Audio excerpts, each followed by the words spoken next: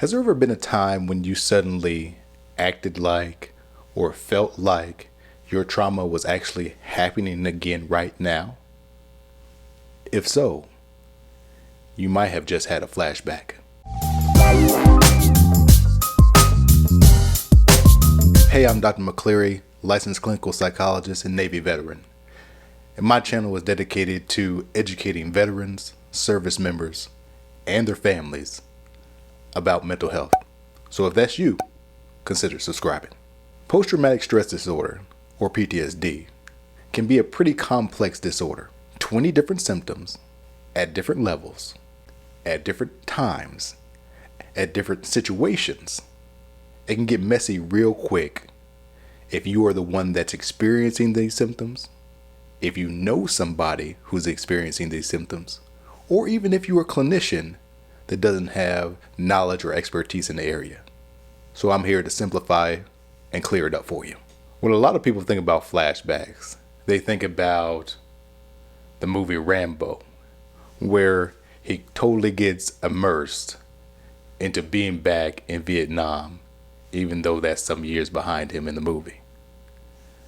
That's not exactly how it happens all the time, though. One question that I get all the time is, well, what's the difference between having intrusive memories and flashbacks? Flashbacks are different than just thinking about the trauma or dreaming about the trauma.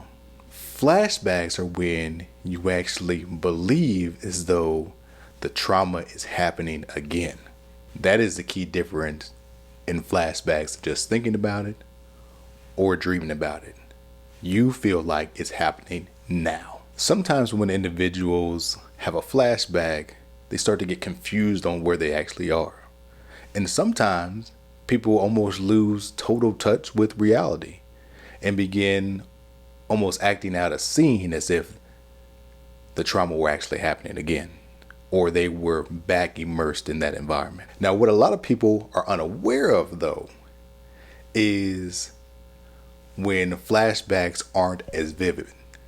When flashbacks aren't these everything fades away and you're back in Afghanistan or back in Iraq, back in Vietnam, back in a bedroom that you didn't want to be in the first place. It doesn't always happen that clean cut, which is why a lot of flashbacks actually get missed. Sometimes people will have what I like to call partial flashbacks. That's where you don't totally lose touch with reality. Say you're driving down the road. Your flashback is being hit by an ID driving a Humvee. You're still driving down the road, but you start to have a flashback as if you're driving back in Iraq. Okay. But you can still kind of see the road. You're still driving. You're still doing okay. So the picture doesn't totally fade away, but that's still a flashback. For some people, their senses can cause a flashback. For some people, certain tastes, certain smells can either bring on a flashback or can be a flashback in themselves. This is how flashbacks are different than just dreaming about something or just thinking about something. For an individual to have a flashback, they need to suddenly act or think as though that trauma is happening again. They're re-immersed in that environment and have lost a little bit of touch with reality. Does that make sense? Hopefully so. People do different things when they have a flashback. For most individuals, flashbacks are relatively brief. Few seconds, few minutes at most. Now, for some people, they may act out as though they're back in the trauma. They might run, they might scream, they might do all kinds of things. Or they might do nothing. They might almost disappear in front of you. Just kind of gaze off into the distance